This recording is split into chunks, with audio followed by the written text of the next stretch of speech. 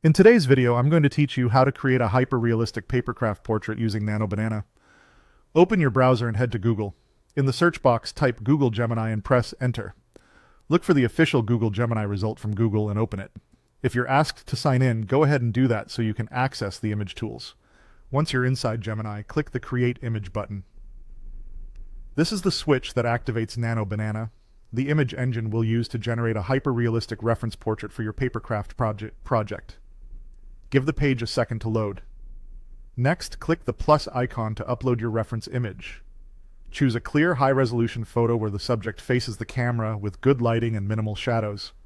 Avoid heavy filters or extreme angles. Crisp detail and accurate color make the final Papercraft look more convincing. Only use images you own or have permission to use, and avoid uploading sensitive or private photos. Now it's time to write the prompt that guides Nano. You can paste this exactly. Apply a critical identity lock to preserve the exact facial features, hairstyle, skin tone, body proportions, age, and expression of the subject in the uploaded photo. This tells the model to stay faithful to the person in your reference.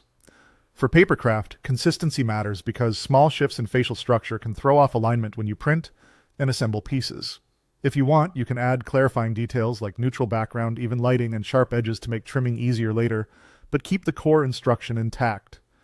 When your image and prompt are ready, click Submit. Let the tool process for a moment. Review the results closely. Check the likeness, skin tone, and hairstyle, and make sure the expression matches your reference. If anything feels off, gently adjust the wording or re-upload a clearer photo, then submit again. Iterating is normal and usually leads to a more accurate outcome. Once you're satisfied, you've successfully created a hyper-realistic portrait using Nano inside Google Gemini. From here, you can incorporate the image into your Papercraft workflow using your preferred design tools and materials to bring the portrait to life. That's it. You went from a simple web search to a polished, identity-accurate portrait ready for Papercraft. Pause, replay, and follow along at your own pace, and I'll see you in the next tutorial.